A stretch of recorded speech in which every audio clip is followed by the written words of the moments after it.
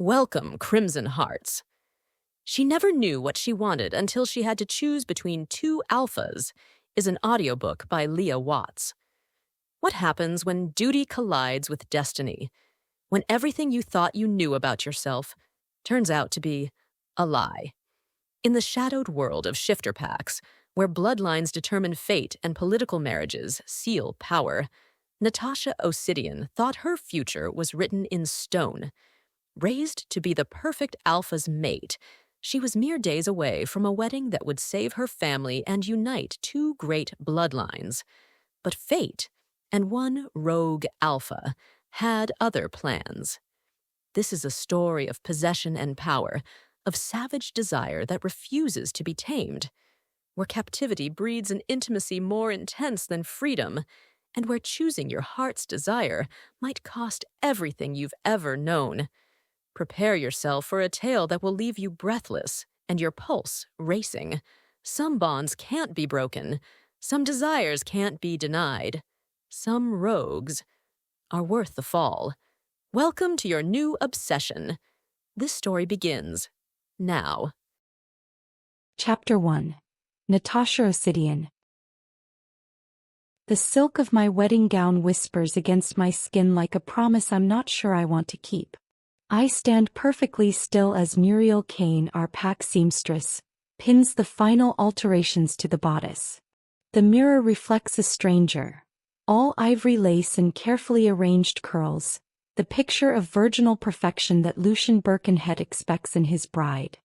Beautiful Miss Natasha, Muriel murmurs around the pins between her lips. Alpha Birkenhead will be pleased. Pleased. Not enchanted, not captivated. Pleased. As if I'm a prize mare he's purchasing for breeding stock. The thought makes my stomach clench, but I force my expression to remain serene.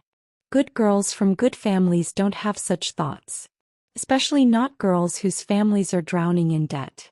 The engagement party is tomorrow night, I say, more to fill the silence than because Muriel doesn't know. Everyone in the Osidian pack knows. It's all anyone talks about. The alliance that will save our failing territory and secure our future under the Birkenhead banner. Your father must be so proud, Muriel continues, her weathered hands gentle as she smooths the fabric. After everything your family has endured. She doesn't finish the sentence. He doesn't need to. Everyone knows about the failed investments, the territory disputes, the debts that pile higher each month like snow before an avalanche. Everyone knows that Lucian Birkenhead's marriage proposal came with a dowry reversal.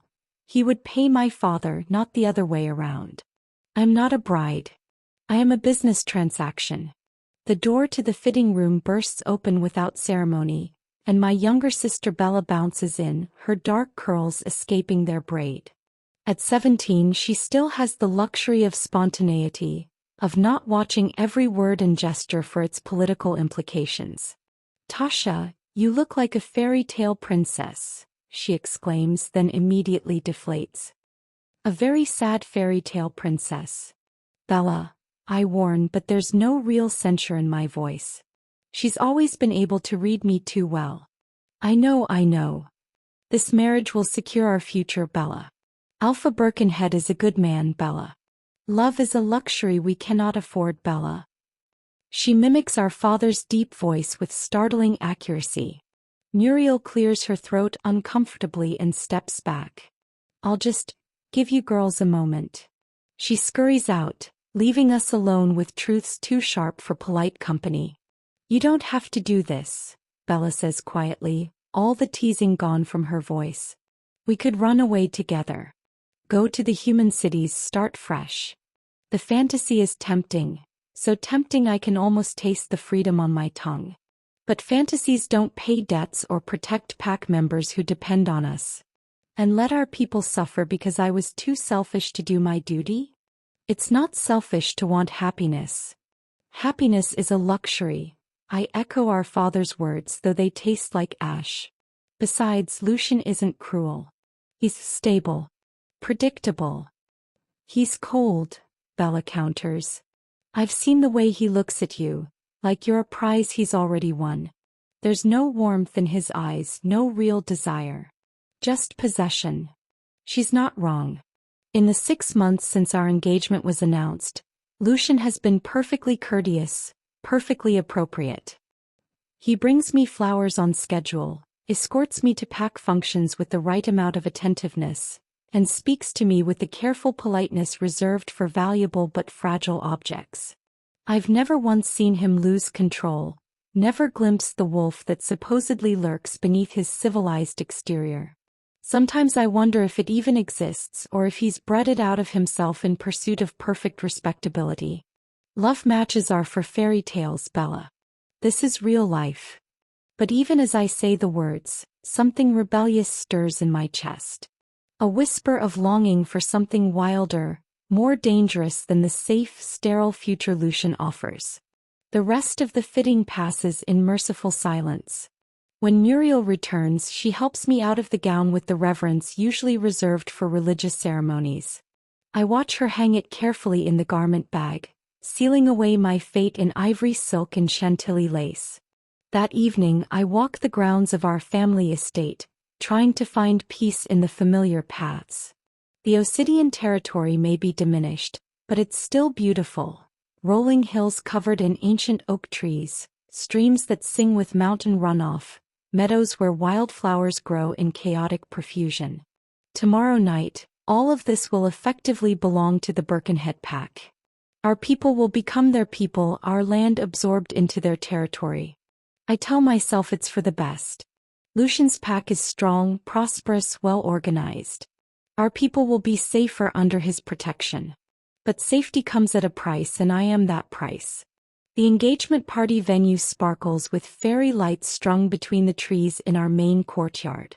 Pack members arrive in their finest clothes, bearing gifts and good wishes that feel more like condolences. I move through the crowd in a haze of silk and duty, accepting congratulations with a smile that hurts my face. Lucian stands beside me, resplendent in his black suit, every inch the perfect alpha.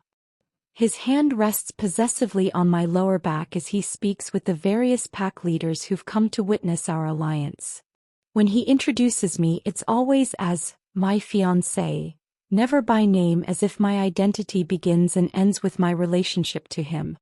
"You look radiant tonight, Natasha," he murmurs during a brief lull in conversation. His lips brush my ear and I suppress a shiver that has nothing to do with desire. The perfect picture of an alpha's mate. "Thank you," I reply automatically, because what else is there to say? His gray eyes study my face with the calculating intensity I've learned to expect from him. "Tomorrow we'll announce the wedding date. I think a spring ceremony would be appropriate, gives us time to plan properly, and the symbolism of new growth will please the traditionalists." He's already decided, of course. My opinion is as decorative as the flowers in my bouquet. As the evening wears on, I find myself standing at the edge of the courtyard, grateful for a moment of solitude. The laughter and music fade to a pleasant background hum as I look out toward the dark line of trees that border our property. That's when I feel it. A prickling sensation between my shoulder blades, the unmistakable awareness of being watched. I turn, scanning the crowd of guests, but everyone seems occupied with their own conversations. The feeling persists, growing stronger, more urgent. My eyes drift to the forest edge, and for just a moment, I could swear I see a shadow that doesn't belong among the trees. Larger than it should be, too still to be natural. My wolf senses, usually dormant in my human form, suddenly spark to life with an awareness I can't explain. Danger. The word whispers through my mind without conscious thought. But danger from what? From whom? The shadow moves, or maybe it doesn't. Maybe it's just my imagination conjuring threats where none exist, because the alternative is accepting the gilded cage being built around me. "Natasha." Lucian's voice cuts through my distraction. "Are you feeling unwell? You look pale." I force another smile, pushing down the strange anxiety clawing at my chest. "Just a bit tired. It's been a long day." His hand finds mine, cool and perfectly manicured. "Of course. Perhaps we should make our farewells soon. Tomorrow is another important day, We have the territory transfer documents to review with your father. Territory transfer documents. As if our family legacy is nothing more than paperwork to be filed and forgotten. But I nod dutifully because that's what perfect brides do. They nod and smile and never, ever acknowledge the shadows watching from the forest edge or the wild thing inside them that responds to unknown dangers with unwanted excitement. As Lucian leads me back into the crowd, I steal one last glance toward the trees. The shadow is gone, if it was ever there at all. But the feeling of being watched, being hunted, lingers like a whisper against my skin. Tomorrow, I will wake up one day closer to becoming Mrs. Lucian Birkenhead. One day closer to safety, security, and a perfectly respectable life that feels more like a beautifully appointed prison with each passing hour. I should be grateful. I should be content. Instead, I find myself wondering what lurks in the shadows beyond the fairy lights, and why the thought of unknown danger makes my pulse race with something that might almost be anticipation. Chapter 2, Adama Grieves. I watch her from the shadows like the predator I've been forced to become. Natasha Osidian stands at the edge of her engagement party, ivory silk gleaming in the fairy lights, and she has no idea that her perfectly ordered world is about to shatter. She can't know that the monster her future husband created is now stalking through the darkness beyond her family's manicured gardens, planning her destruction through her. But not her destruction, a voice whispers in the depths of my mind. Something else entirely. I've been watching the Osidian pack for weeks, learning their routines, their weaknesses, their desperate attempts to maintain dignity while drowning in debt.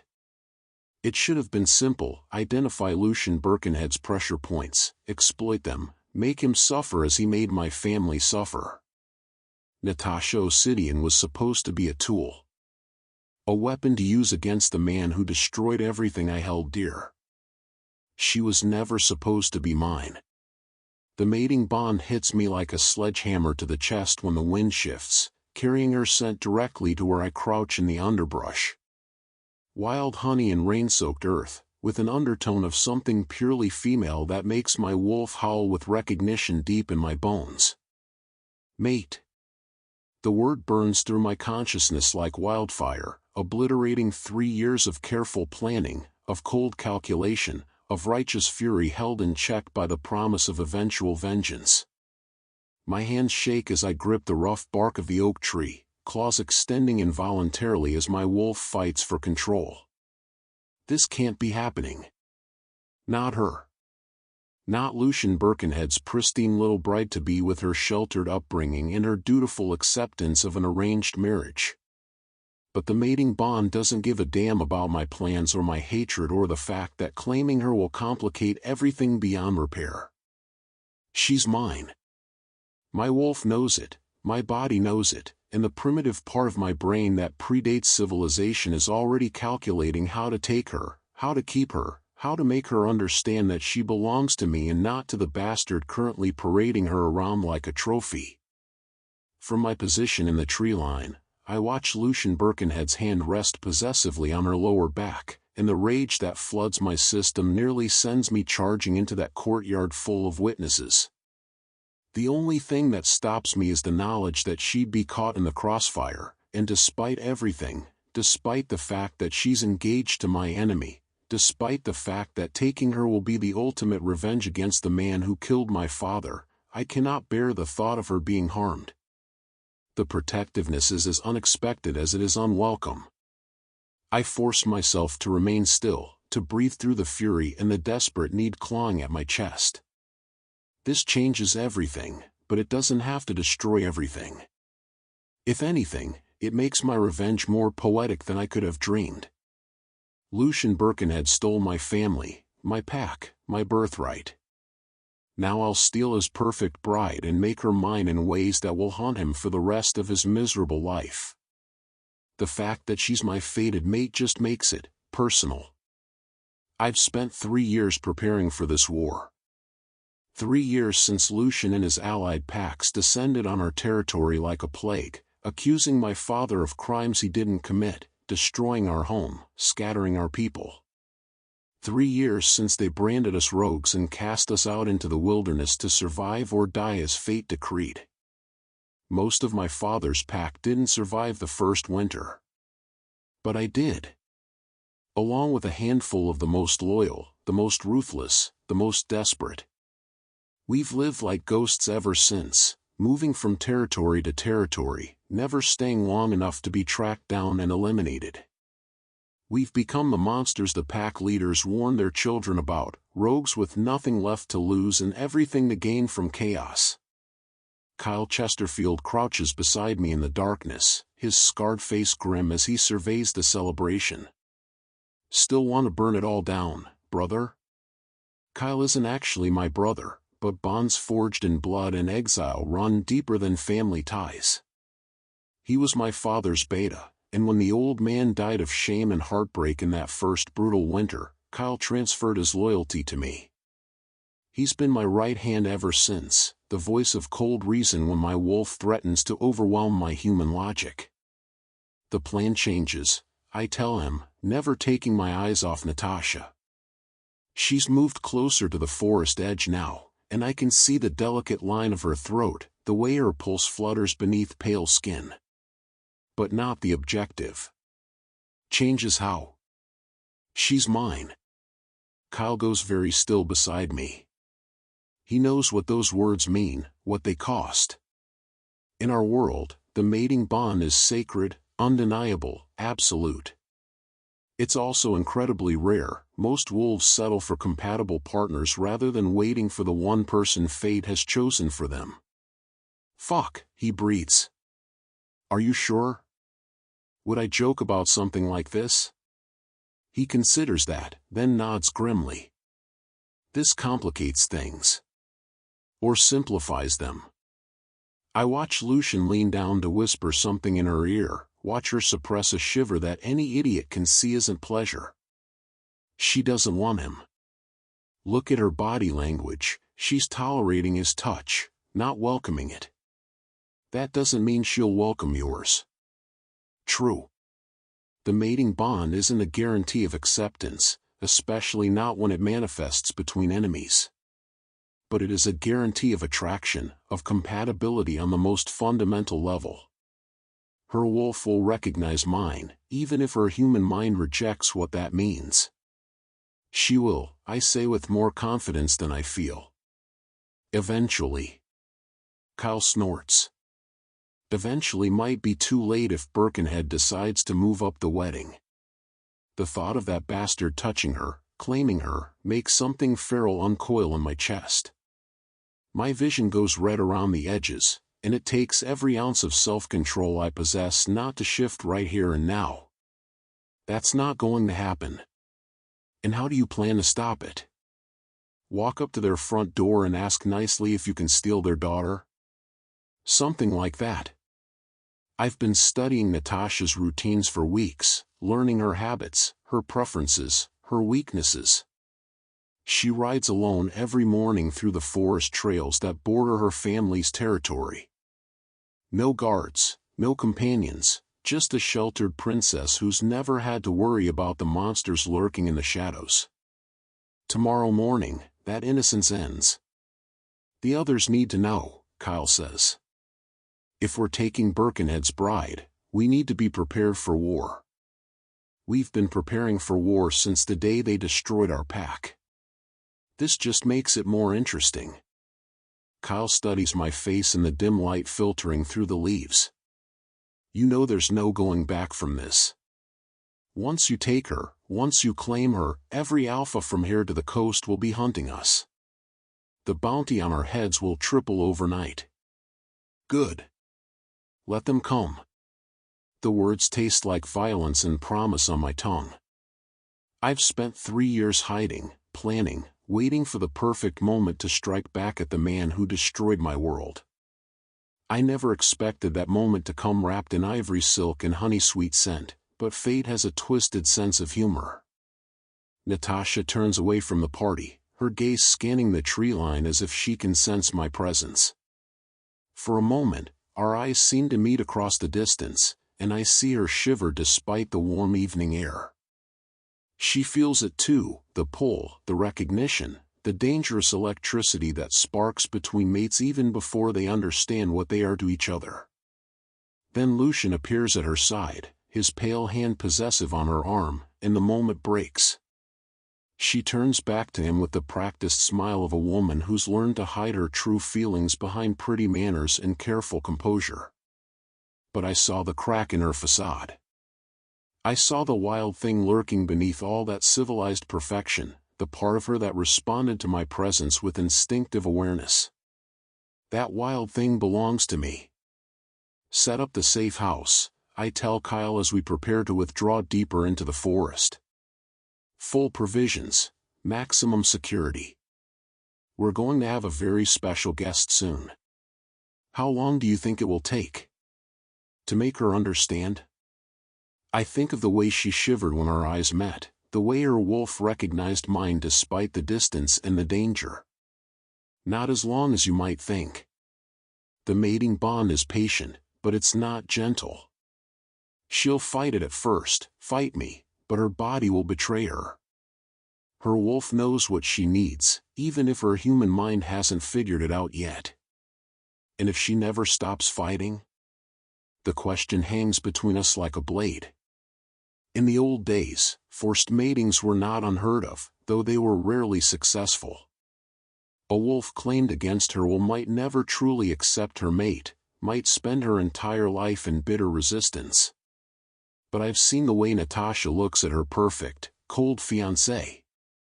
I've seen the resignation in her eyes, the dutiful acceptance of a life without passion or real connection. She's already trapped in a cage, I'm just offering her a different kind of captivity. One that comes with the promise of fire instead of ice, of wild honesty instead of polite lies. She'll come around, I say with dark certainty.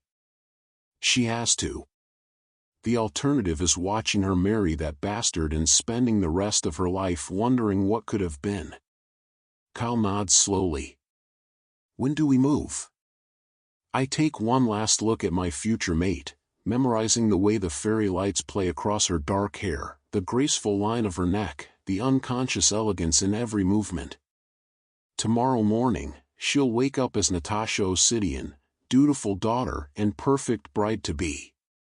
She'll go to sleep as something entirely different. Dawn, I tell him. We move at dawn. Chapter 3, Natasha. The morning mist clung to the forest floor like ghostly fingers as I urged my mare, Duchess, deeper into the familiar trails that bordered our territory. This was my sanctuary, my 1 hour of freedom before the suffocating weight of wedding preparations crushed down on me again. The engagement party felt like a lifetime ago, though it had only been yesterday. Even now I could still feel those phantom eyes watching me from the shadows, making my skin prickle with an awareness I couldn't name. Duchess's hooves drummed a steady rhythm against the packed earth, and I let her have her head, knowing she could navigate these paths blindfolded. The trees rushed past in a blur of green and gold, autumn painting the world in colors that matched my restless mood. Out here I wasn't Natasha Osidian, the perfect bride-to-be. I wasn't a prize to be traded or a solution to my family's financial ruin. I was just me. But that illusion of freedom shattered in an instant. The attack came from nowhere and everywhere at once. One moment I was cantering through a sun-dappled clearing, the next, a massive shape exploded from the underbrush. Duchess reared with a terrified whinny, her hooves pawing at empty air, and I felt myself sliding backward, my hands losing their grip on the reins. I hit the ground hard, the impact driving the breath from my lungs. Stars exploded behind my eyelids as I rolled, instinct telling me to move, to run, to do anything but lie there helpless. But before I could even push myself to my knees, iron-strong hands seized my arms, hauling me upright with effortless strength. "Easy, little wolf," a voice rumbled against my ear, dark and rough like whiskey poured over gravel. "Fighting will only make this harder." Terror flooded my system as I twisted in his grip, trying to get a look at my captor. All I caught was an impression of overwhelming size, of dangerous grace, of amber eyes that seemed to burn through the morning shadows. His scent hit me then, wild pine and storm-charged air, completely unlike Lucian's controlled cologne and civilized restraint. "Let me go," I snarled, my dormant wolf suddenly surging to life with a ferocity that surprised us both. My canines elongated, and I felt the familiar burn of a partial shift rippling through my bones. But his grip only tightened, and I realized with growing horror that he was barely exerting any effort to hold me. "There she is," he murmured, and there was something almost approving in his tone. I was wondering when the real Natasha would show herself. "You don't know me," I spat, still struggling against his impossible strength. "Whatever you want, whatever Lucian is paying you." His laugh was harsh and bitter. "This has nothing to do with money, sweetheart. And everything to do with what you are." Before I could demand an explanation, he pressed something against my face. A cloth that smelled sickeningly sweet. Chloroform. My wolf howled in fury even as my human mind began to fog. I tried to hold my breath, tried to fight the encroaching darkness, but my lungs burned for air. "Sleep," he commanded, and his voice seemed to come from very far away. "When you wake up, we'll have plenty of time to talk." The world tilted sideways and I felt myself falling into an abyss of velvet black. I came back to consciousness slowly, awareness creeping in piece by piece. The first thing I noticed was the motion, a steady rhythmic swaying that made my stomach lurch. I was in a vehicle, that much was clear, but not a car. The sounds were wrong for that. Hoofbeats. The creak of leather. A wagon then, or a carriage. My eyes felt heavy, weighted down by whatever drug he'd used on me, but I forced them open. I was lying on something soft. Furs, I realized, expensive ones that probably cost more than most people made in a year. The space around me was confined but not cramped, clearly designed for long journeys. Heavy curtains blocked most of the light, but I could see enough to know I was in some kind of traveling coach. And I wasn't alone. He sat across from me, perfectly relaxed, as if kidnapping women was just another Tuesday for him. In the dim light, I could finally get a proper look at my captor, and what I saw made my breath catch. He was beautiful in the way that predators were beautiful. All sharp angles and deadly grace. Dark hair fell across his forehead in waves that looked like he'd been running his hands through them. His face was all hard planes and masculine beauty, marred by a thin scar that ran from his left temple to his jaw. It should have made him less attractive. Instead, it only added to his dangerous appeal. But it was his eyes that trapped me. Amber gold like molten metal, and when they met mine, I felt something deep in my chest flutter and burn. Recognition, though I'd never seen him before in my life. Need, though every rational part of me screamed that he was dangerous. "Good," he said, his voice lower now, almost gentle. "You're awake." I was beginning to worry I'd used too much. I pushed myself upright, pleased when my limbs obeyed me despite the lingering fog in my head. "Where are you taking me?" "Somewhere safe." "Safe." I laughed, and it came out sharp and bitter. "You kidnapped me. You drugged me. Nothing about this is safe." His jaw tightened almost imperceptibly. "Safe from Lucian Birkenhead. Safe from a marriage that would have destroyed everything wild and beautiful about you. You don't get to make that choice for me," I snapped, anger burning through the last of the drug's effects. "I don't even know who you are."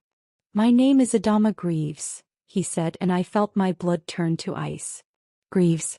I knew that name. Every pack member did. The Greaves family had been powerful once, allied with the Birkenheads until some scandal had torn them apart. Lucian had never spoken of it directly, but I'd heard whispers. Betrayal. Exile. Death. "You're supposed to be dead," I whispered. His smile was sharp as a blade. "Disappointing, isn't it?" Lucian was so certain he'd eliminated every trace of my bloodline. He leaned forward and I caught his scent again, wild and untamed and somehow familiar. "But I'm very much alive, little wolf. And now that I've found you, I'm never letting you go." "Found me?" I pressed myself back against the plush seating, trying to put as much distance between us as possible in the confined space. What is that supposed to mean? It means, he said, his voice dropping to a rumble that seemed to vibrate through my bones, that you're mine. You've always been mine. You just didn't know it yet. Before I could process that insane statement, the coach lurched to a stop. Adama's head tilted slightly, listening, and then he was moving with fluid grace to peer through the curtains. "We're here," he announced, settling back in his seat. "My home. You're home now." "This isn't my home," I said, but even as the words left my lips, I felt something shift inside me. A settling, as if some restless part of my soul had finally found its resting place. I pushed the feeling away, horrified by my body's betrayal. The coach door opened and another man appeared, tall, lean, with the same predatory grace as Adama but silver threading through his dark hair. His eyes, when they met mine, were kind but cautious. "Kyle Chesterfield," Adama said by way of introduction. "My second in command. Kyle, meet Natasha." Kyle inclined his head respectfully. "Miss Osidian. I wish we were meeting under better circumstances." At least one of them had manners, I thought bitterly. But before I could respond, Adama was moving, unfolding himself from the coach with liquid grace and extending a hand toward me. "Come," he said, and though it was phrased as a request, I heard the command underneath. "Time to see your new home." I ignored his outstretched hand and climbed down myself, my legs shaky but functional. The first thing that hit me was the air, crisp and clean, tinged with pine and wood smoke. We were deep in the mountains, that much was clear. Ancient trees towered around us, their canopy so thick that only dappled sunlight filtered through to the forest floor. And rising from the wilderness like something out of a fairy tale was his stronghold. It wasn't what I'd expected.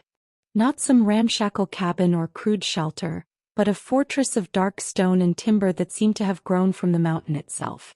Towers reached toward the sky, their windows glowing golden in the afternoon light. Gardens terraced down the mountainside, and I could see the glint of water, a stream or small river threading through the grounds. It was beautiful. Wild and untamed, but beautiful.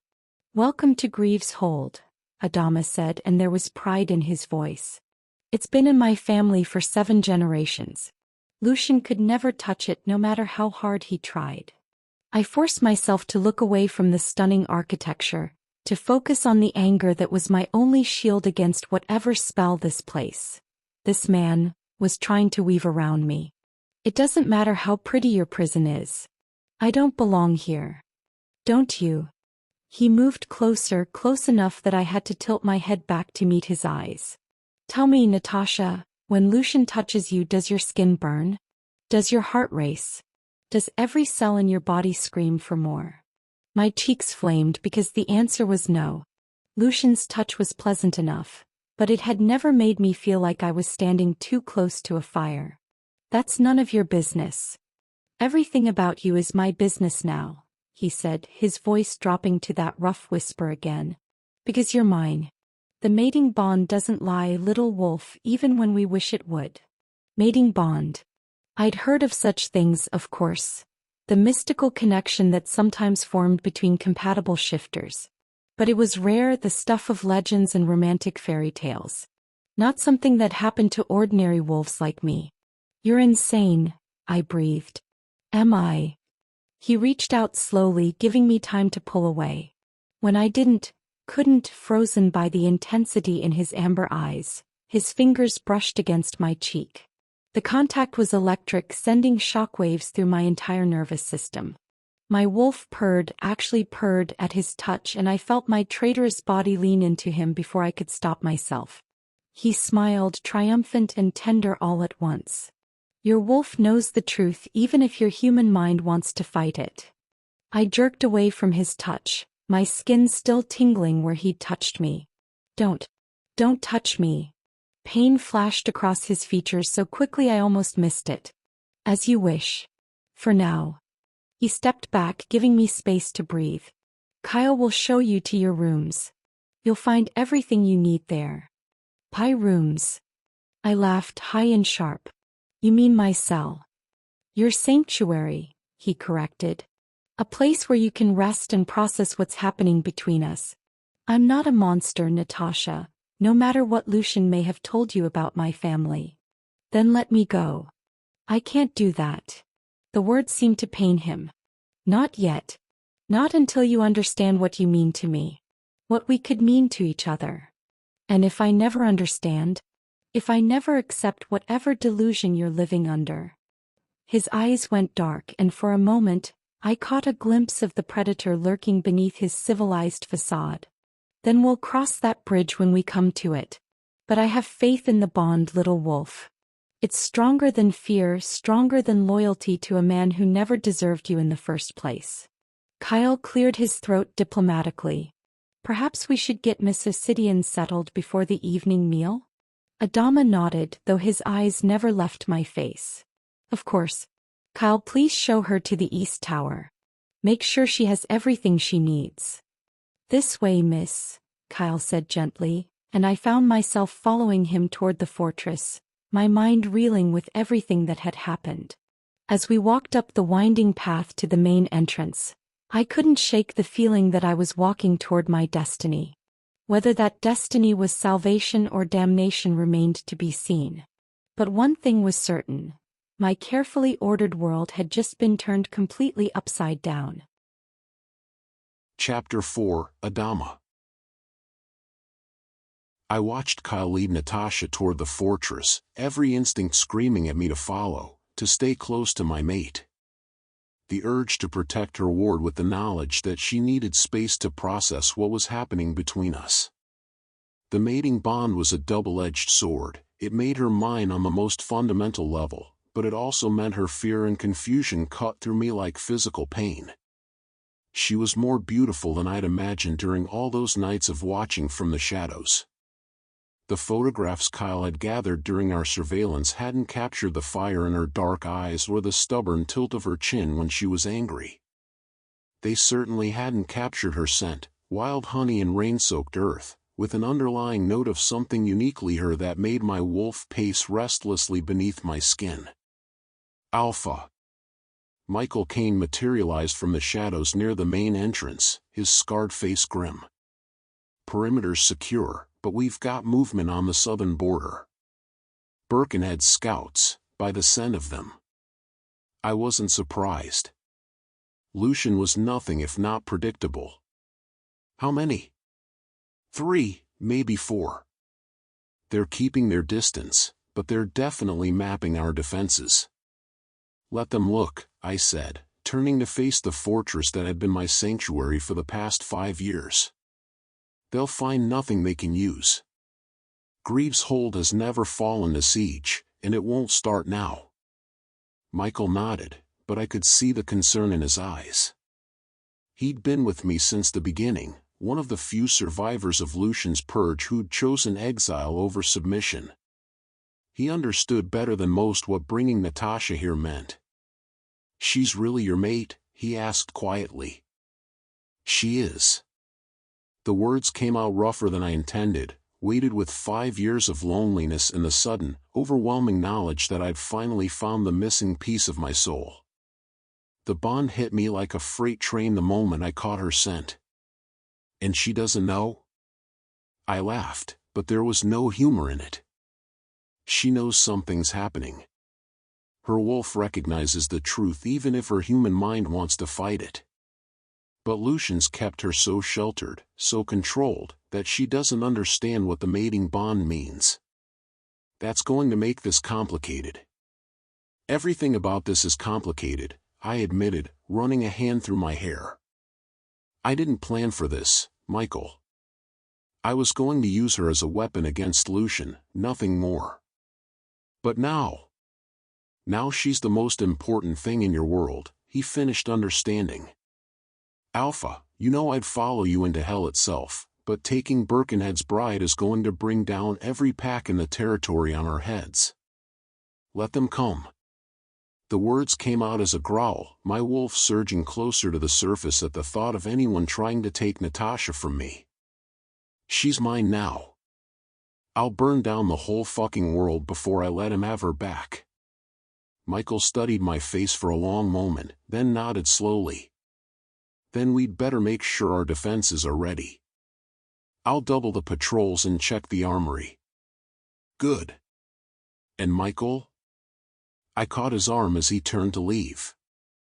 Make sure the others understand, she's not a prisoner.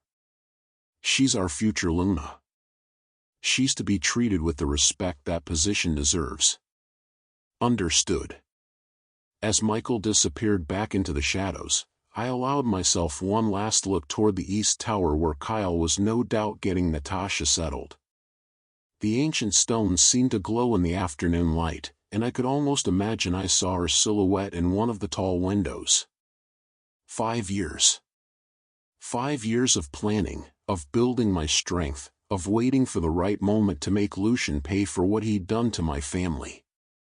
And now, in the space of a single day, everything had changed.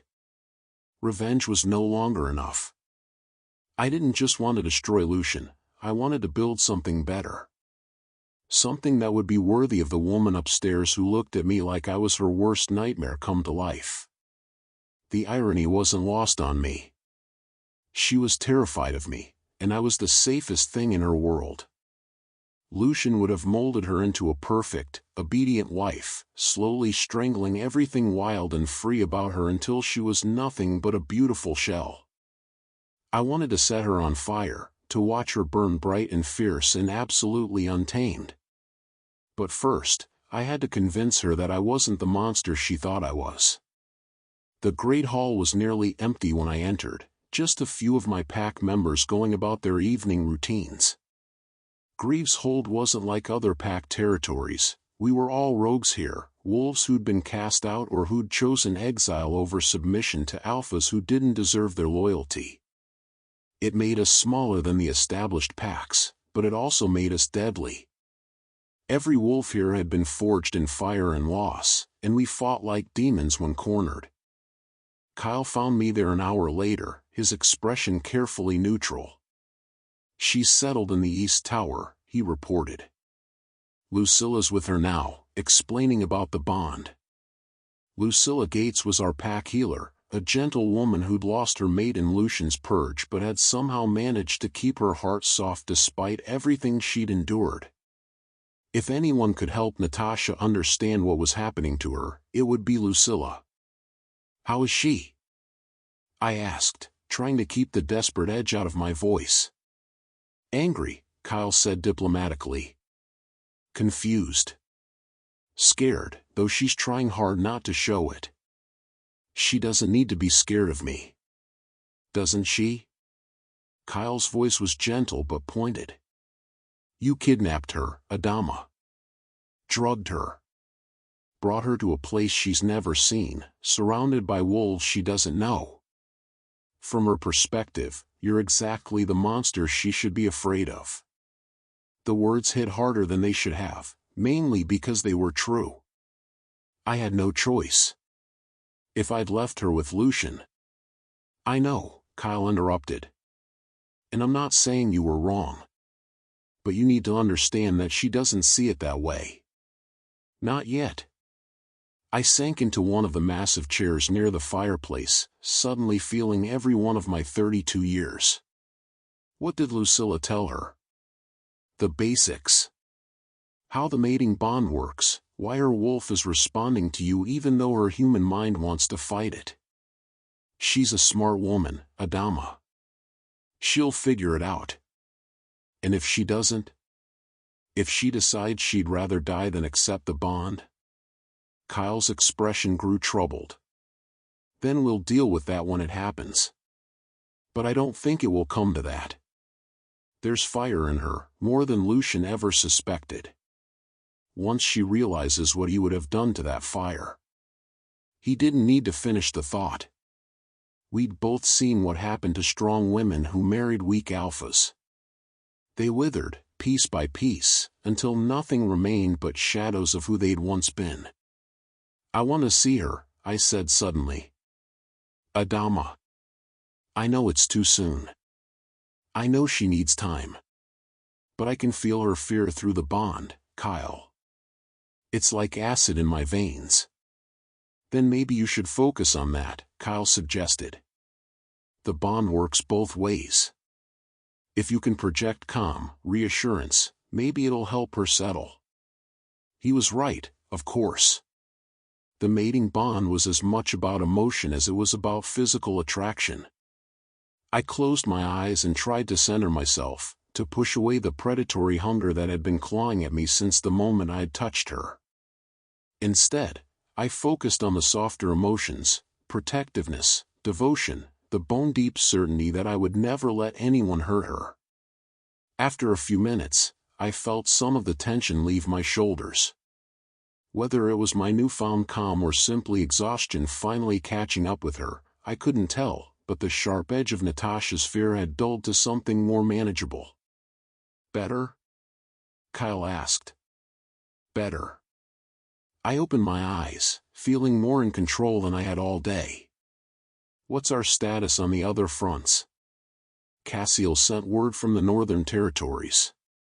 He's encountered some resistance from the Aberdeen pack, but nothing he can't handle. Should be here within the week with reinforcements. My brother. It had been months since I'd seen Cassiel, but I could use his tactical expertise now more than ever. And the weapons shipment? Arrived this morning. Diana's people came through as promised. Diana Recoba was one of our few allies among the established packs, a former Luna who'd been cast out when she'd refused to accept her alpha's abuse. She ran a network of information and resources that kept rogues like us supplied and informed. Her support would be crucial in the coming weeks. What about supplies? If Lucian brings the full weight of the territory down on us, we could be under siege for months. Already handled, Kyle assured me. Michael's got the armory fully stocked, and we've got enough food and medical supplies to last through winter if necessary. I nodded, impressed as always by Kyle's thoroughness. He'd been my father's beta before the purge, and he'd stepped seamlessly into the role of second-in-command when I'd claimed the alpha position. Having him at my side made the impossible feel merely difficult. There's one more thing, Kyle said, his expression growing serious. Abel Goldthorn sent a message. He wants to meet. Abel Goldthorn was Lucian's oldest ally, the alpha of the largest pack in the Eastern Territories. If he was requesting a meeting, it meant the political ramifications of taking Natasha were already spreading through the pack networks. When and where? Tomorrow night.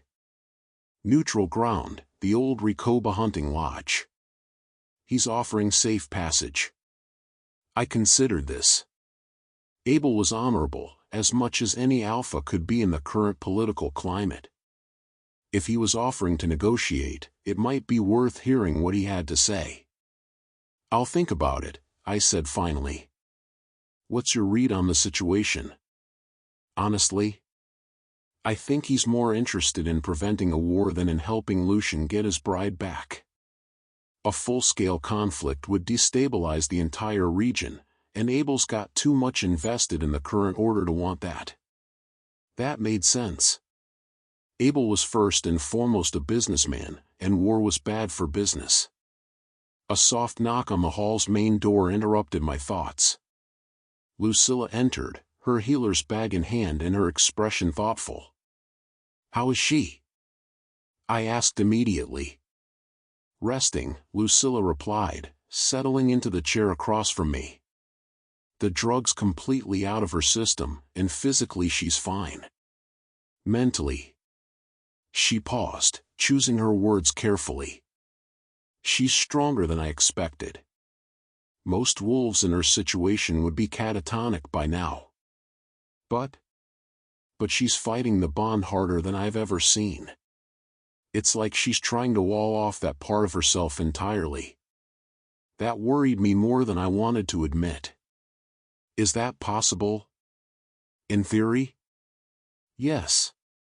But it would require incredible mental discipline and would cause her enormous pain. Eventually, the bond would win, but not before it did serious psychological damage. What do you suggest? Time, Lucilla said simply. And patience. She needs to come to terms with what's happening at her own pace. The more you push, the harder she'll fight. I can't just ignore her. The bond. I know what the bond is telling you to do, Lucilla interrupted gently. But you have to trust the process. She's your mate, Adama. That means she's perfect for you in every way that matters. But it also means she's strong enough to be a true partner, not just a pretty accessory. That strength is going to make her fight until she's ready to accept what's between you. I knew she was right, but every instinct I had screamed against leaving Natasha alone when she was hurting. How long? I don't know. Days, maybe weeks. But Adama? Lucilla leaned forward, her eyes serious. When she does finally accept the bond, it'll be because she chose to. Not because you forced her or because she gave up fighting. That choice will make your bond stronger than anything Lucian could ever hope to achieve with his political marriage. After Lucilla left, I sat alone in the great hall, staring into the fire and trying to reconcile the patient, understanding alpha she wanted me to be with the possessive beast that howled every time I thought about my mate sleeping alone in the tower above. The mating bond was supposed to be a gift, a perfect joining of souls that created something greater than the sum of its parts. But right now, it felt like a curse. Every emotion Natasha felt echoed through me, every spike of fear or anger or loneliness hitting me like a physical blow.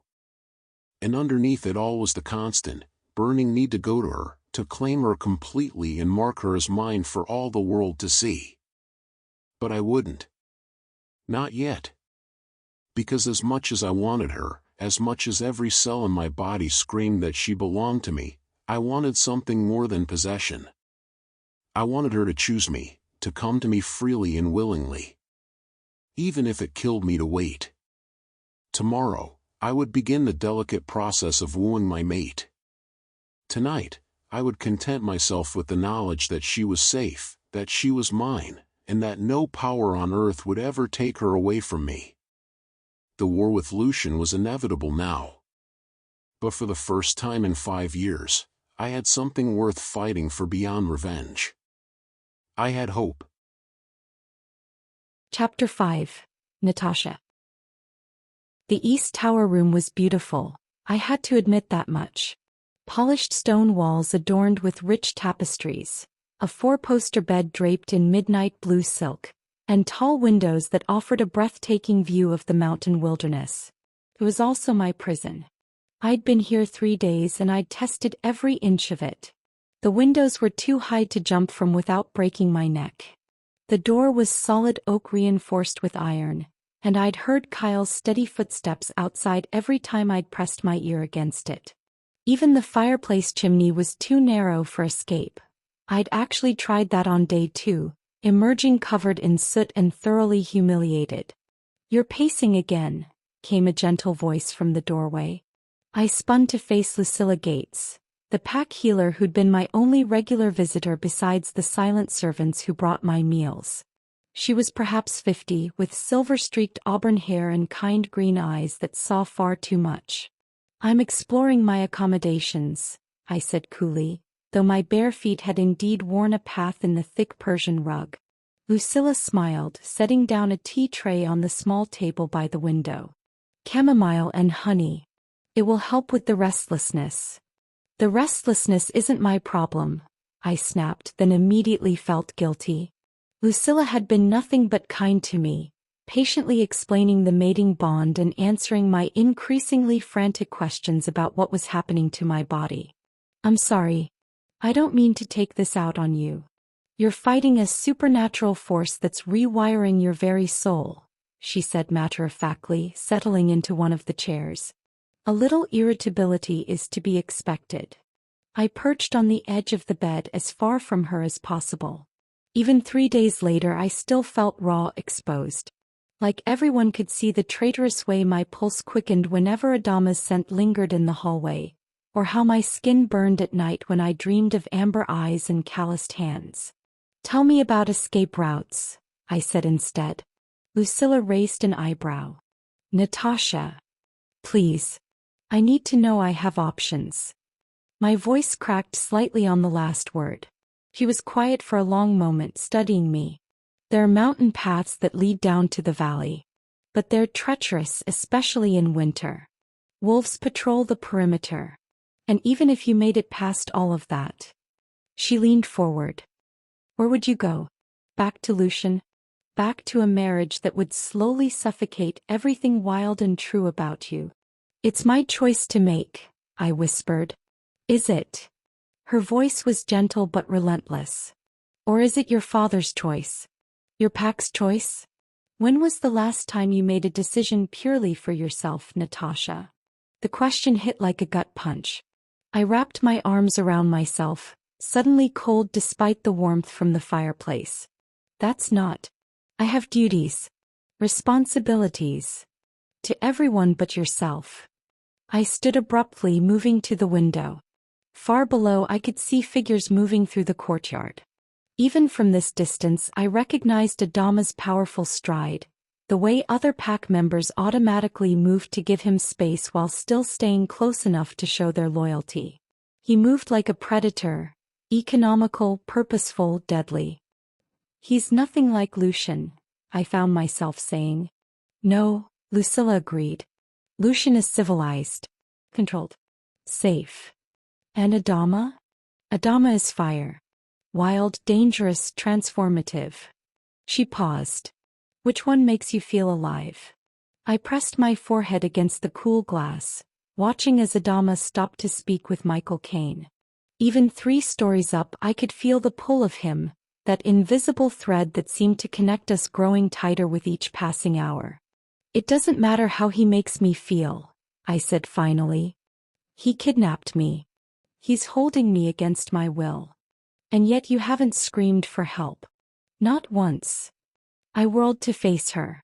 There's no point. No one would. Kyle would hear you. So would half the pack. They're loyal to Adama, yes, but they're not monsters. If you were truly unwilling, if you begged. He shrugged. Adama would hear of it within minutes. The implication settled over me like a weight. I hadn't screamed because some part of me, the part one was desperately trying to ignore, didn't want to be rescued. I should hate him, I whispered. Should is a dangerous word, Lucilla said. It's kept more people trapped than any prison ever could. A knock at the door interrupted us. Kyle's voice called through the wood. Miss Osidian? The Alpha requests your presence in his study. My heart hammered against my ribs. Tell him I'm indisposed. He said you'd say that, Kyle replied with what sounded suspiciously like amusement. He also said to tell you that it concerns your family's safety. Ice flooded my veins. What? But Kyle's footsteps were already retreating. I looked at Lucilla, who was watching me with knowing eyes. This is how it starts, she said softly. He gives you a choice that isn't really a choice. And then another. And another. Until one day you realize you're not choosing out of fear anymore. You're choosing him. That's manipulation, I said, but my voice lacked conviction. Yes, she agreed. It's also how alpha wolves court their mates. The question is, are you strong enough to turn it around on him? I stared at her. What do you mean? You think you're powerless here. But the mating bond goes both ways, Natasha. He feels everything you feel. Your fear, your anger, your desire. Her smile was sharp. Use it. 20 minutes later, I stood outside Adama's study, my hand raised to knock. I'd changed into the midnight blue dress that had been waiting in my wardrobe, silk that hugged my curves and made my skin glow. If I was going to face the wolf in his den, I wouldn't do it cowering. The door opened before I could knock. Adama filled the doorway, and for a moment I forgot how to breathe. He'd changed since I'd last seen him up close. His dark hair was shorter, emphasizing the sharp angles of his face. The scar along his jaw caught the lamplight, a reminder of whatever violence had shaped him. He wore a simple black shirt that stretched across his broad shoulders, and dark pants that emphasized the powerful line of his legs. But it was his eyes that undid me. Amber gold, intense and focused on me with the kind of hunger that made my knees weak. Natasha. My name rumbled from his chest like a purr. You said this was about my family. I kept my voice steady through sheer will. It is. He stepped back, gesturing for me to enter. Please. The study was distinctly masculine, dark wood, leather-bound books, a fire crackling in the massive stone hearth. Maps covered one wall, marked with colored pins that I assumed tracked pack territories and movements. It smelled like him, pine, leather, and something indefinably wild. Drink? He offered, moving to a sideboard lined with crystal decanters. I want answers, not alcohol. He poured himself 2 fingers of amber liquid, whiskey from the smell, and turned to face me. Your father is mobilizing the pack. My stomach dropped. What? Kyle's scouts report unusual activity around your family's territory. Training exercises, weapons procurement, meetings with Lucian's lieutenants. He took a sip of whiskey, watching me over the rim. Trent Osidian is preparing for war. Because you kidnapped his daughter, I shot back. Because he sold his daughter to secure a political alliance, and now he's afraid the deal will fall through. Adama's voice was cold, matter-of-fact. Tell me, Natasha, how much of your family's debt did Lucian agree to absorb in exchange for your hand? I felt the blood drain from my face. It wasn't like that. Wasn't it? He set down his glass and moved closer. I forced myself to stand my ground, even as every nerve ending came alive at his proximity. 300,000. That's what your family owed in gambling debts and failed investments. Lucian paid it off the day your engagement was announced. You're lying. Am I? He was close enough now that I could see the gold flecks in his eyes, could feel the heat radiating from his skin. Ask yourself why a man like Lucian, powerful, wealthy, politically connected, would choose you over any other unmated female in the territory. The words hit like punches to the gut. Because I wasn't particularly beautiful or powerful or connected. I was convenient, available, and most importantly, my family needed the money. You're trying to hurt me, I whispered. I'm trying to open your eyes. His hand came up, fingers ghosting along my jaw. I should have jerked away. Instead, I found myself leaning into the touch, my wolf purring at the contact. You were never going to be his wife, Natasha. You were going to be his broodmare. Beautiful, obedient, grateful for the privilege of bearing his heirs.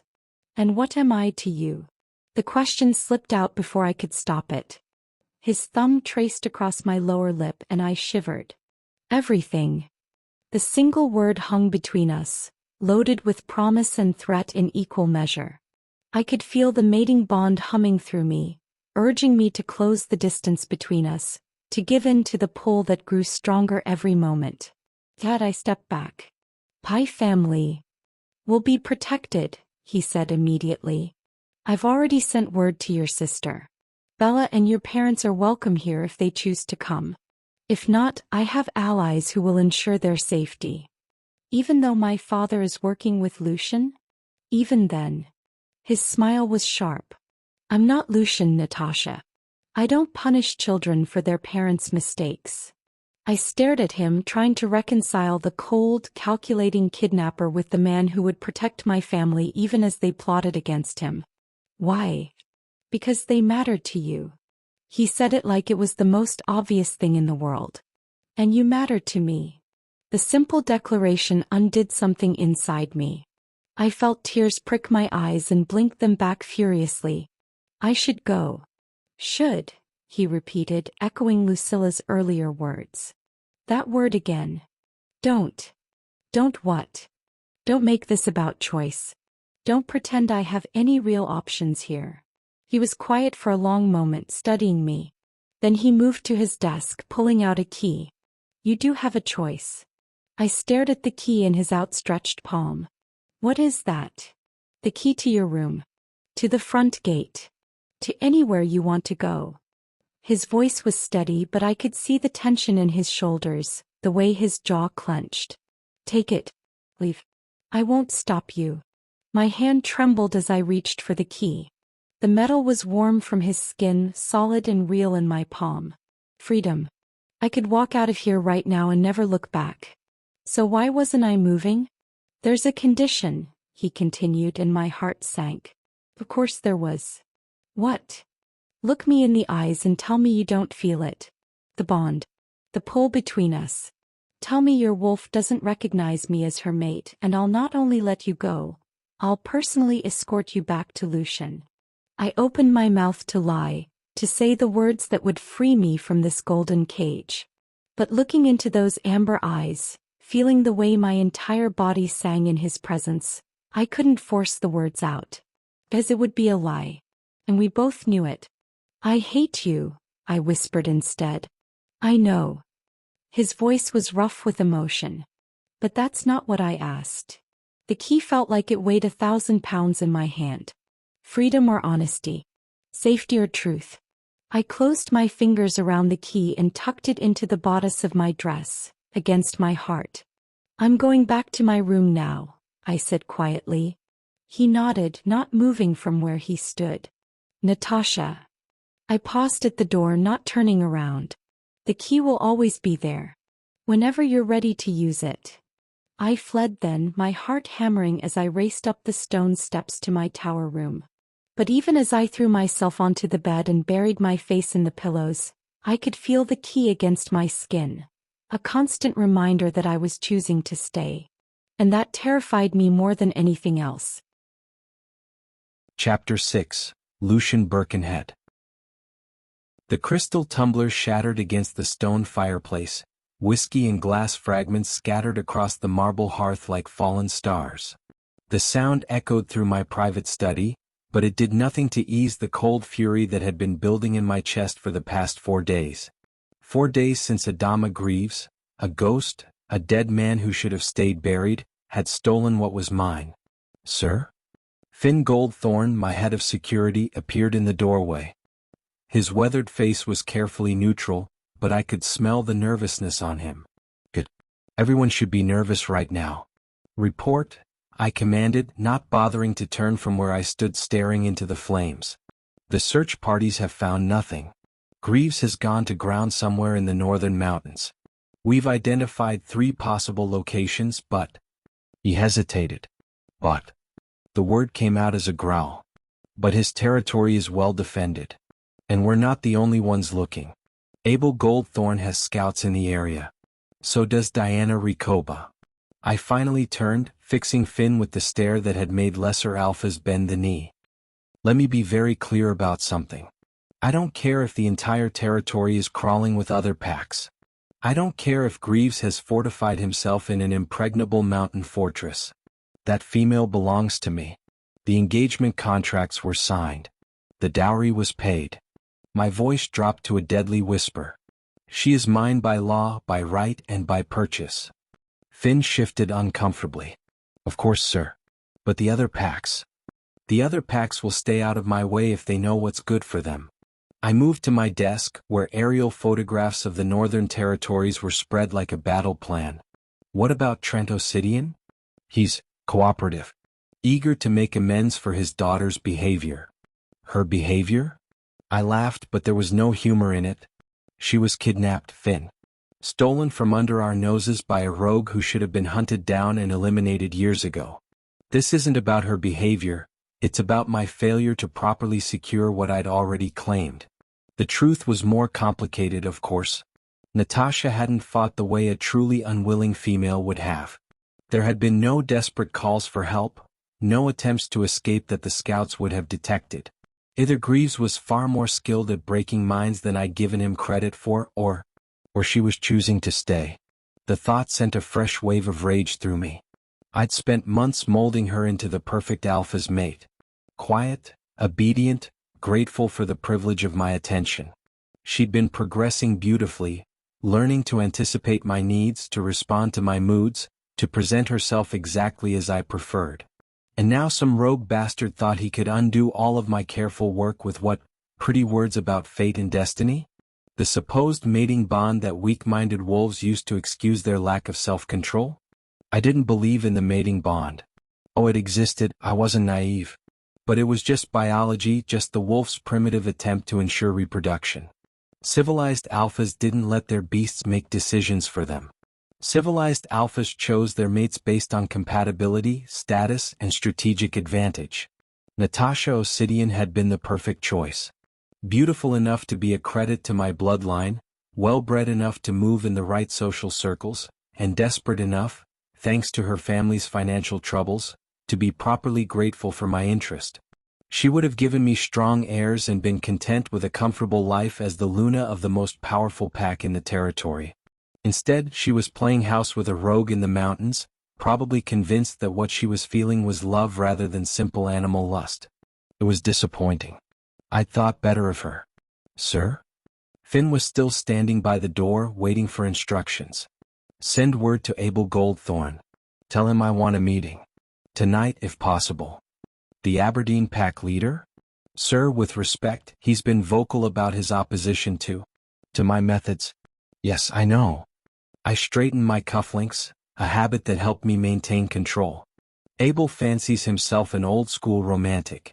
He believes in courtship and choice and all those pretty fairy tales that keep lesser wolves distracted from the realities of power. But he's also a businessman, and this situation is bad for business. Finn nodded slowly. You think he'll help us locate Greaves? I think he'll help us end this situation before it spirals into open warfare. Abel has investments throughout the territory, pack businesses, interpack trade agreements, mating contracts that depend on territorial stability. The last thing he wants is a rogue war disrupting his carefully balanced economy. I moved to the window, looking out over the manicured grounds of the Birkenhead estate. Everything was perfect, ordered, controlled. Exactly as it should be. What about Diana Recoba? Finn asked. My jaw tightened. Diana Recoba was another complication, a former Luna whose mate had died in a hunting accident 3 years ago. She'd refused all subsequent mating offers and now styled herself as some sort of independent power broker, mediating disputes between packs and offering her estate as neutral ground for negotiations. She was also, if rumors were true, providing sanctuary for rogues and displaced wolves who didn't fit neatly into the existing pack structure. Wolves like Adama Greaves. Diana will try to position herself as a mediator, I said finally. She'll claim this is about choice and free will and the rights of unmated females to determine their own destinies. Pretty words that ignore the legal and financial realities of the situation. But if she's harboring Greaves, then she's in violation of territorial law and can be dealt with accordingly. I turned back to Finn. But we'll try diplomacy first. Set up a meeting with her as well. Tomorrow evening. Make it clear that I'm willing to negotiate, but only if my property is returned undamaged. Finn winced slightly at my phrasing but didn't comment. He knew better. There's one more thing, sir, he said instead. Beatrice is here. She's been waiting in the blue sitting room for the past hour. My sister. I'd been avoiding her since news of the kidnapping broke, knowing exactly what she'd have to say about the situation. Beatrice had always been too soft, too concerned with feelings and propriety. She'd never understood that leadership sometimes required hard choices. Send her in, I said with a sigh. Finn left, and moments later my sister entered the study. Beatrice Birkenhead was beautiful in the way our bloodline tended to produce. Tall, elegant, with the pale blue eyes and platinum blonde hair that marked us as purebred alphas. But where I used those advantages to project power and control, she somehow managed to look soft, approachable. It was a weakness I'd never understood. Lucian, she said coolly, settling into one of the leather chairs across from my desk without being invited. You look terrible. Thank you for that sisterly observation, I replied, pouring myself another whiskey. Did you come here just to critique my appearance, or was there something specific you wanted to discuss? You know why I'm here. Her voice was steady, but I could see the tension in her shoulders. This has gone too far. Has it? A rogue has stolen my fiancée and you think I should what? wish them well and move on? I think you should consider the possibility that she doesn't want to be found. I set down my glass with deliberate care. Excuse me? Natasha isn't some helpless victim, Lucian. She's an alpha's daughter with her own wolf, her own instincts. If she wanted to escape, if she wanted to come home, she would have found a way by now. She's been brainwashed, manipulated, probably drugged. Or, Beatrice said quietly, she's found something with Greaves that she never had with you. The silence stretched between us, heavy with years of unspoken disagreements. My sister had never approved of my engagement to Natasha, though she'd been too well-bred to say so directly. She'd made pointed comments about duty versus desire, about the difference between a mate and a suitable marriage partner. As if I cared about the distinction. What I had with Natasha was a contract, I said finally. A legal, binding agreement that benefited both our packs. What she thinks she has with Greaves is an illusion based on primitive biology and romantic fantasy. And if you're wrong? I'm not wrong. I stood, moving to tower over her chair. Natasha is confused, overwhelmed by new sensations she doesn't understand. Once she's away from Greaves' influence, once she remembers her duties and obligations, she'll come to her senses. Beatrice looked up at me with something that might have been pity. And if she doesn't? Then I'll remind her of the consequences of breaking a binding contract. Her family's debts haven't disappeared, Beatrice. If this engagement fails, the Osidians will lose everything. Their territory, their pack status, their future. Natasha knows this. So you'll threaten her family to force her compliance. I'll remind her of reality. I returned to my desk, already dismissing her from my attention. Was there anything else? She was quiet for a long moment, then stood. I used to think you were just ambitious, Lucian.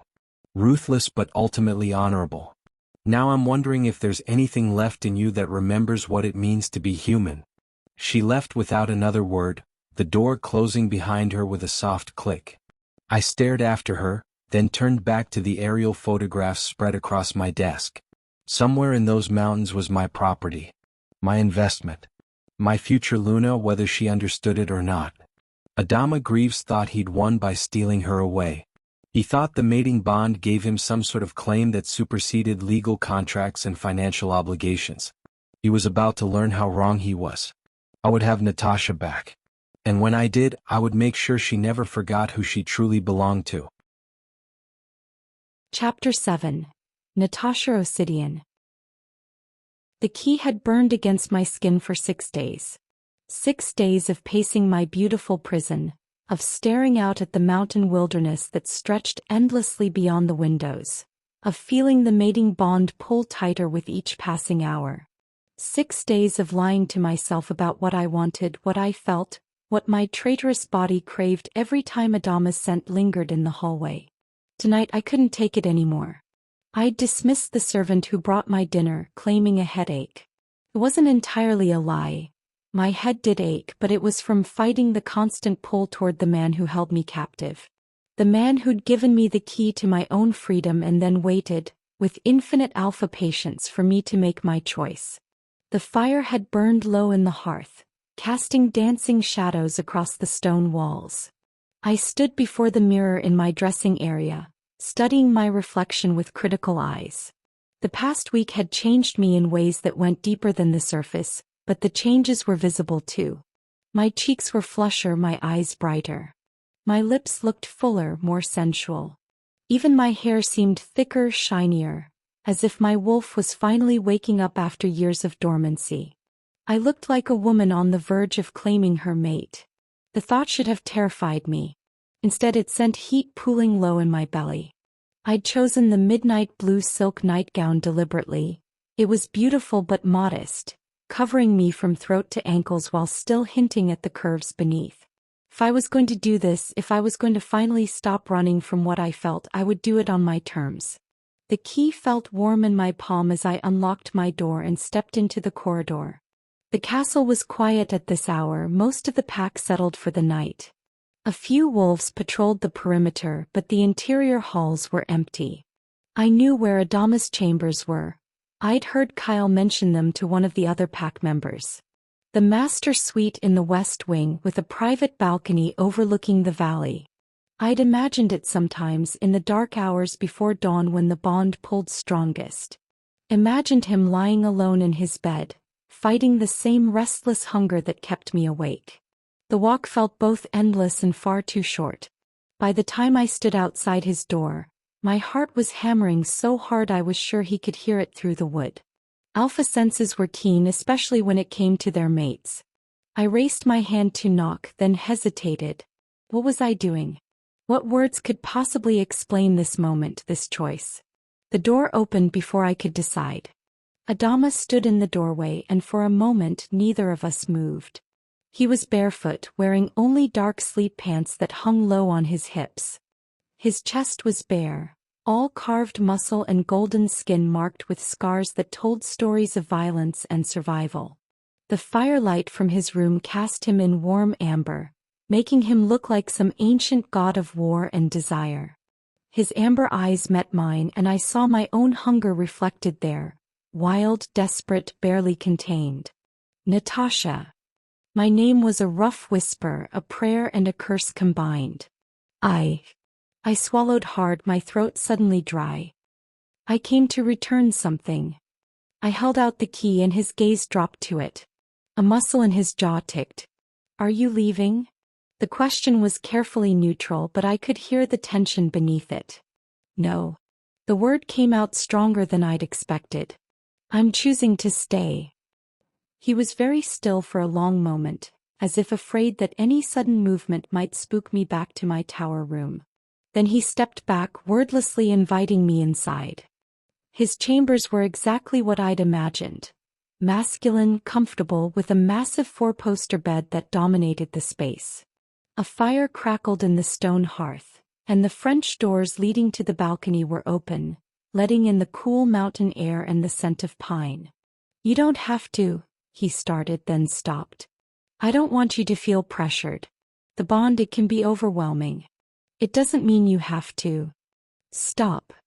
I turned to face him, and the sight of him, powerful, dangerous, but holding himself back for my sake, broke something loose inside me. I'm not here because of the bond. I'm here because I choose to be. Natasha. Do you know what my life was like before you took me? I interrupted, needing to say this before I lost my nerve.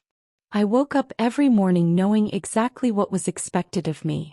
How to dress, how to speak, how to smile at the right moments and stay silent when it mattered.